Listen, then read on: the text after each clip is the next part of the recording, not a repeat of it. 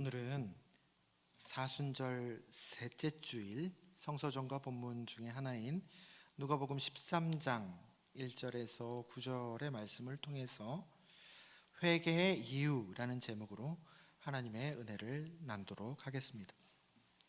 오늘 말씀은 누가복음 오늘 본문의 전장이죠. 12장에서 시작된 수만 명이 모여가지고 서로 밟힐 만큼 되었다. 12장 1절에서 그런 자리에서 시작하신 말씀이 쭉 이어지고 오늘이 그 자리에서 행한 말씀, 설교의 제일 마지막 말씀입니다. 그 말미쯤에 아마도 질의응답 시간이었나 보죠. 오늘 본문 1절에서 두어 사람이 질문을 합니다. 로마 총독인 빌라도가 어떤 갈릴리 사람들의 피를 그들의 제물에 섞은 일에 대해서 예수님에게 물었죠. 아마 그 물었던 사건은 정치적인 사건이었고, 로마가 그 당시 식민 통치를 하고 있었던 로마가 그것을 시범 케이스로 아주 가혹하게 응징하고 학살한 그런 사건이었습니다. 그리고 또 하나의 일에 대해서, 사건에 대해서 언급을 하십니다. 예수님께서 그것은 스스로 말씀하신 사건이죠. 4절에서 실로암에서 망대가 무너져 치여서 그 밑에 깔려서 18사람이 사망하는 그런 사고였습니다. 처음에 얘기했던 일은 사건이죠.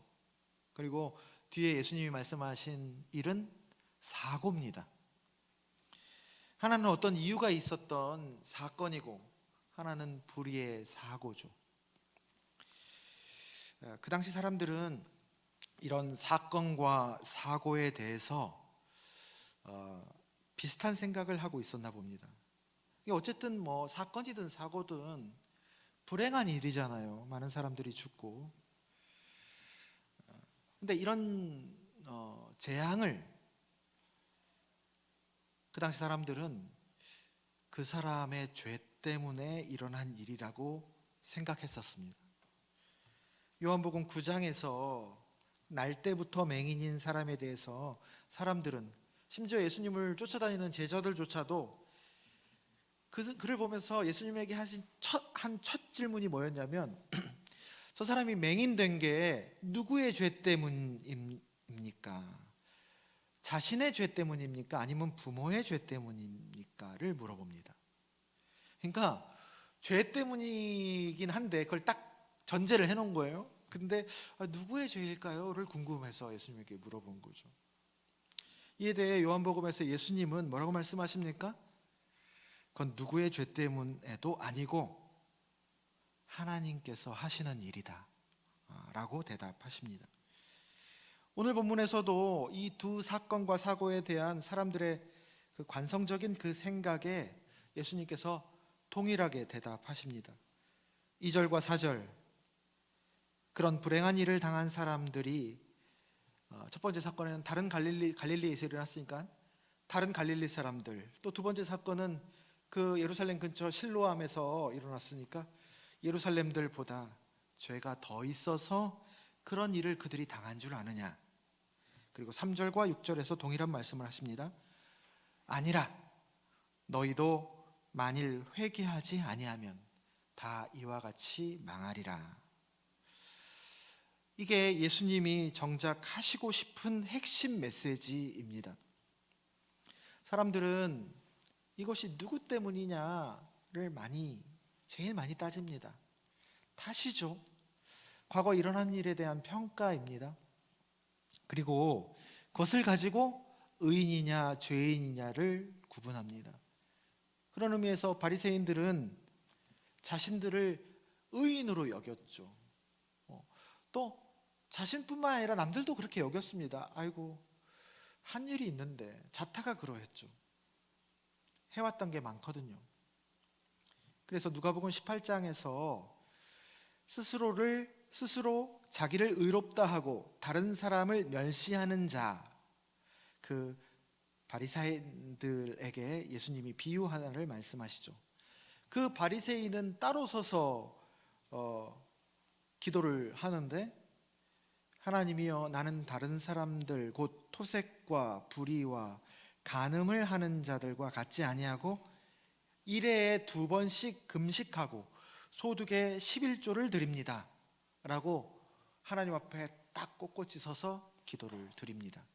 예수님이 그 비유를 그들에게 하시죠. 그러나 하나님의 평가는 어찌 보면 비슷한데 사실은 완전히 다릅니다. 하나님의 기준은 뭐냐? 회개입니다. 누가복음 전체도 다른 복음서에 비해서 그 어떤 복음서보다도 이 회개라는 주제가 누가복음의 핵심 메시지입니다. 회개라는 말이 참 많이 나와요. 그래서 처음부터 끝까지. 요나서 여러분 아시죠? 그 요나와 하나님의 큰 의견 차이가 있었지 않습니까? 바로 이 지점에서 있었던 것이죠. 요나는 니느웨 사람들은 뭐라고 생각했습니까? 그 잔인한 사람들이죠. 역사적으로 보면 그 아수르의 수도가 니느웨 아닙니까? 그 아시리아 사람들은 엄청나게 잔인했습니다. 그래서 이스라엘 사람들, 유대인들이 엄청나게 고통스러워했죠. 이가 박박 갈렸을 겁니다.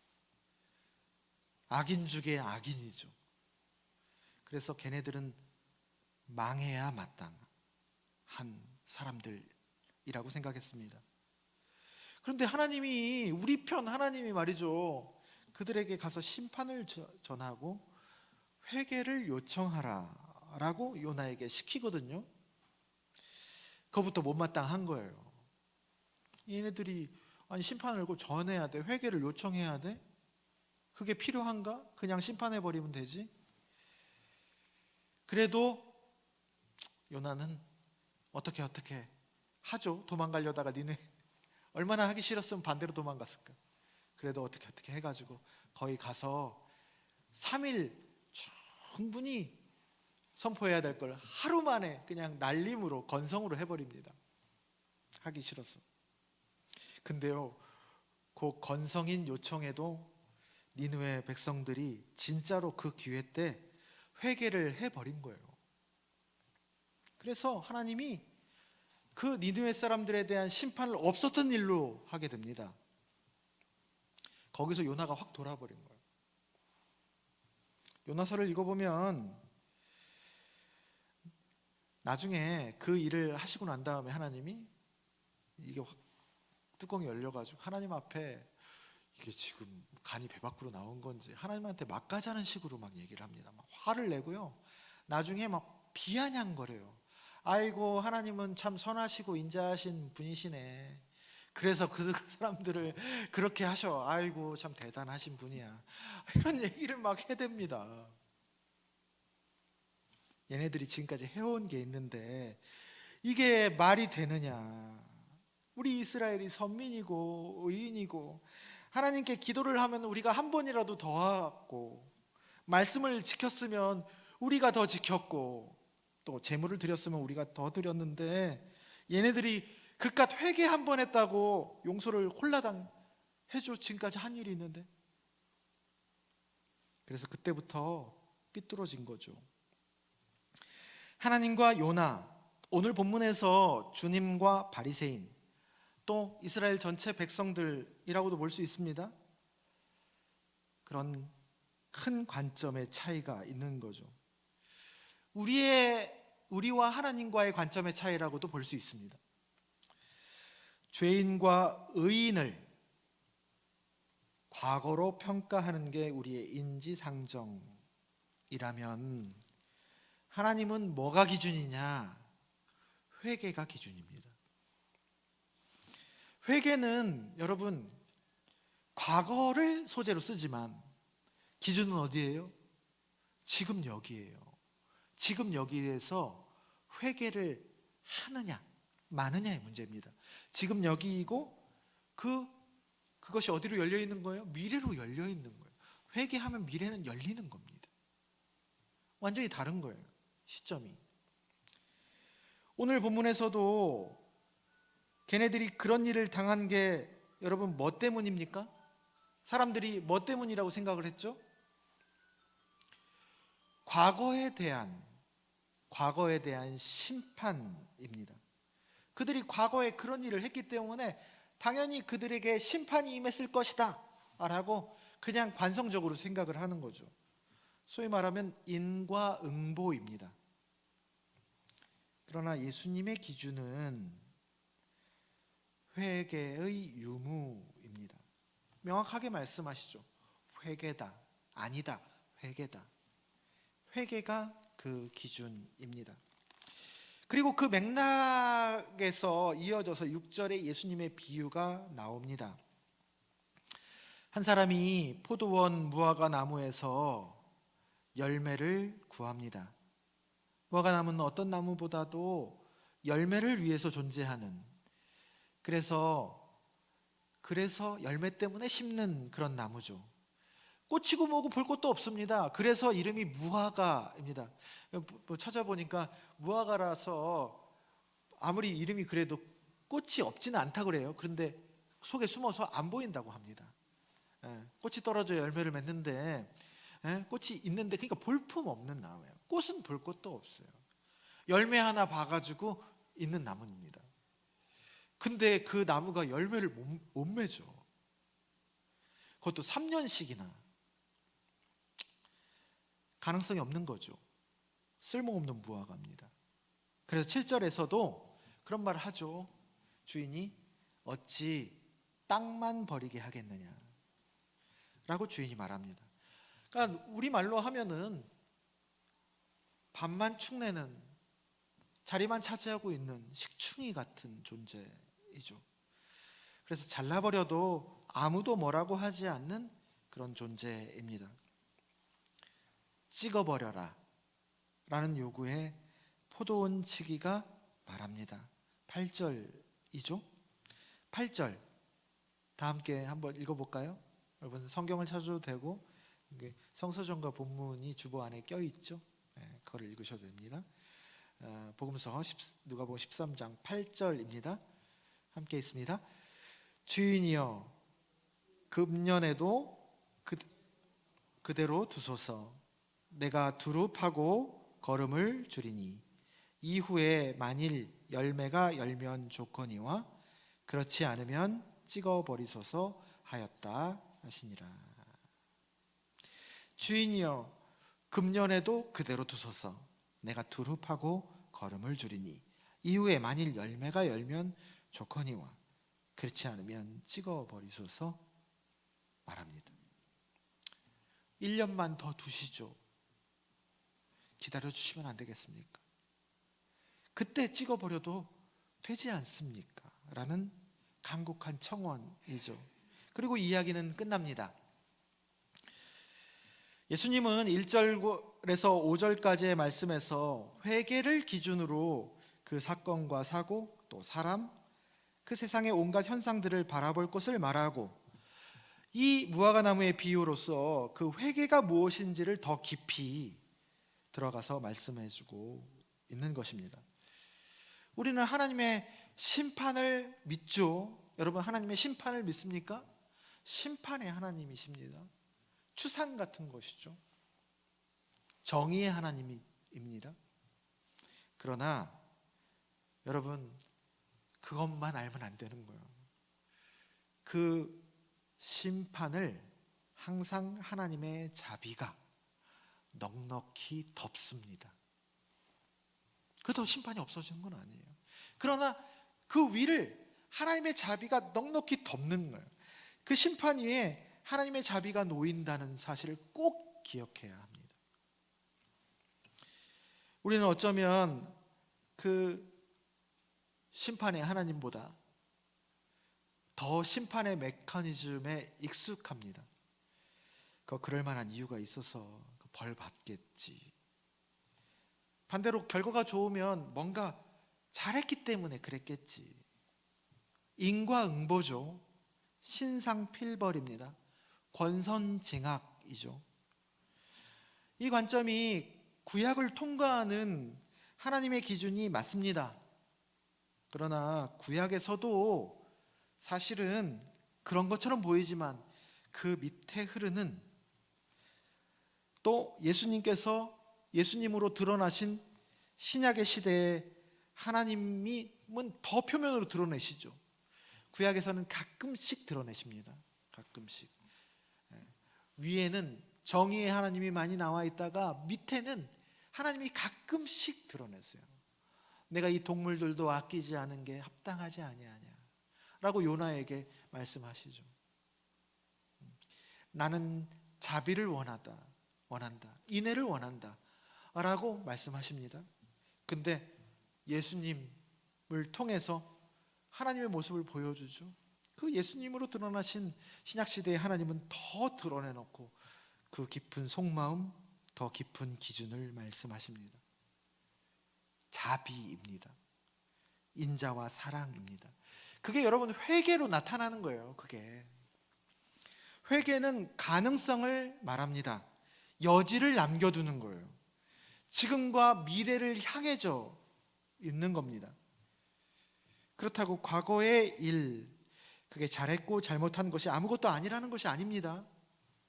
그러나 그건 아무것도 아닌 게 아니지만, 분명 하나님이 어떠한 모양으로도 심판하시지만, 그러나 그보다 더 중요한 것이 바로 변화의 가능성이라는 얘기입니다.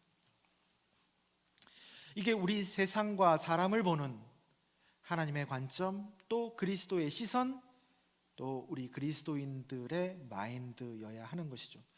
인과응보가 세상에는 분명히 작동합니다. 작동해요. 그런데 그게 전부가 아니라는 것을 우리는 꼭 기억해야 합니다.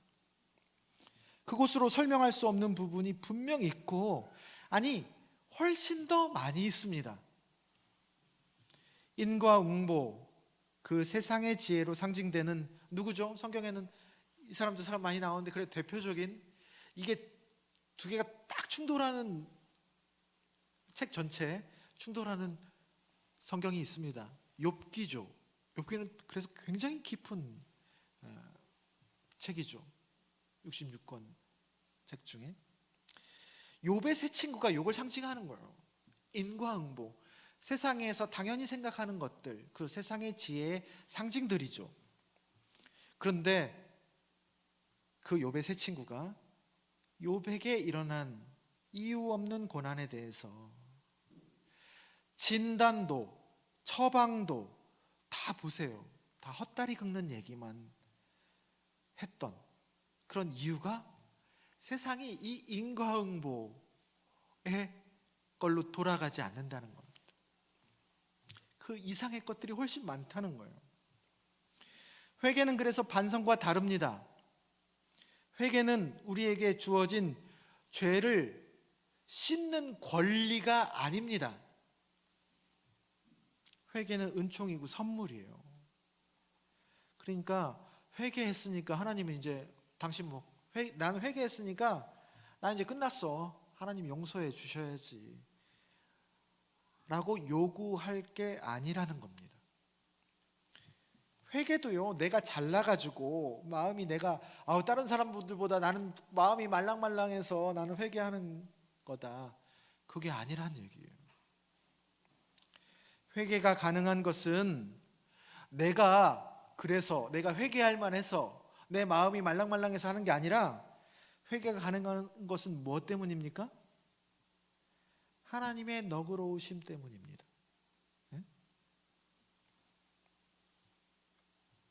하나님의 자비예요. 하나님의 자비. 무화과나무가 1년 더 살아남았어요. 무화과나무가 나는 그래도 나는 그나마 좋은 나무야, 그러니까 살아남는 거지 라고 생각해 보십시오. 얼마나 어리석은 겁니까? 주인의 너그러움이에요. 주인 너그러움. 무화과나무는 심판받아 마땅합니다. 찍어버려야 여러에게 좋은 존재이죠. 그런데 그럼에도 불구하고 변화 가능성을 열어두는 거예요. 1년이면 변화가 될까요, 여러분? 금년에도 그대로 두소서 라고 하는데 1년이면 변화가 될까요? 열매를 맺었을까요? 성경은 항상 이럴 때요, 나중에 회개하고 돌아왔다, 이런 얘기가 잘 안 나옵니다. 부자 청년도 고민하고 돌아가죠. 고민하고 돌아가서 어떻게 되었는지, 예수님께 다시 돌아왔는지 나와 있지 않습니다. 몰라요. 탕자 스토리, 탕자의 큰아들도 아버지의 잔치 초대에 응했다는 얘기가 없습니다. 너도 와라 라는 말에 그 큰아들도 들어가서 같이 즐겼다, 이런 말 없어요. 그 작은 아들도 이제는 앞으로 집 한 번도 안 나가고 평생 집에서 말 잘 듣고 살았다는 얘기가 없습니다. 또 나갔을지도 몰라요. 성경은 열어둬요. 열어둬. 그거는 뭘 말하는 겁니까? 1년이 아니라는 거지요. 다음 해에 또 정신 못 차리고 열매를 못 맺을 수도 있습니다. 그때 어떻게 하시겠습니까? 그때 또 1년을 또 얘기하실 거예요. 1년을. 금년에도 그대로 두소서. 그래서 그 회개는요, 어디서부터 오는 겁니까? 하나님의 너그러우심에서 오는 겁니다. 오늘 구약 병행 본문은 이사야 55장 1절에서 9절의 말씀입니다. 여러분, 그 간지에 나와 있는 거 한번 보시죠. 목마른 자, 돈 없는 자 와서 물로 와라. 사 먹어라. 값없이 주겠다. 다른 데 가서 양식 아닌 것, 배부르게 하지 못할 것을 위해서 수고하지 말거라. 진짜 좋은 것, 기름진 것 와서 먹어라. 내가 값없이 줄게. 그러니까 55장 7절에서 하나님의 말씀이 나오죠. 본심이 나오죠. 그러니까 하나님께로 돌아오라. 하나님께로 돌아오라 라고 말합니다. 이게 회개죠. 돌아오는 겁니다. 그 당시 현실적으로는 이사야 55장이 작년에 성경 신년 사경회 했을 때 우리 이사야서 읽었죠. 그때 잠깐 말씀을 드렸습니다. 이사야가 세 부분으로 구성되어 있다. 제1 이사야, 2 이사야, 3 이사야. 제1 이사야는 바벨론 포로 끌려가기 전에, 그리고 2 이사야는 바벨론 포로 끌려가서, 그리고 제3 이사야는 바벨론 포로로부터 돌아와서의 삶의 자리를 가지고 있는 겁니다. 제2 이사야의 끝장이거든요. 55장이면. 그러니까 바벨론 포로가 거의 끝나가고 다시 유대 땅으로 돌아갈 때쯤의 말씀입니다. 그래서 하나님께로 돌아오라는 말은 뭐냐면, 그 당시 바벨론에서 사실 젖과 꿀이 흐르는 땅, 어디죠? 유대 땅, 가나안 땅으로 다시 돌아가라 라는 말입니다. 근데요, 그때쯤에 바벨론은 제일 강대국이었거든요. 지금으로 말하면 미국이에요. 거기에서 처음에는 좀 낯설었겠지만 70년을 살았어요. 이제 익숙해질 대로 익숙해진 거예요. 자리 다 잡고 말이죠. 편안한 곳이었거든요. 성공하는 사람들이 있었어요. 2세 3세들이죠. 교포 2세 3세들. 근데 반면에 유대 땅은 어땠습니까? 폐허해요. 가난해요. 개척해야 돼요. 다시 들어가서 싸우면서 적응을 해야 되는 곳이에요. 그리고 무슨 젖과 꿀은 무슨 젖과 꿀이야.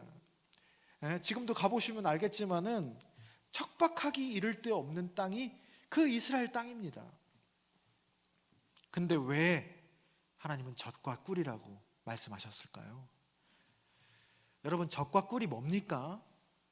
젖과 꿀은 모두 다 뭔가를 섭취를 하고 자신이 제일 귀하게 여기는 대상, 새끼들이죠, 새끼들에게 주려고 먹고 안에서 좋은 것만 뽑아가지고 만든 엑기스예요. 젖도 그렇고 꿀도 그렇고. 인간이 만들어낼 수 없는 천연 화합물이죠. 고농축, 고영양입니다.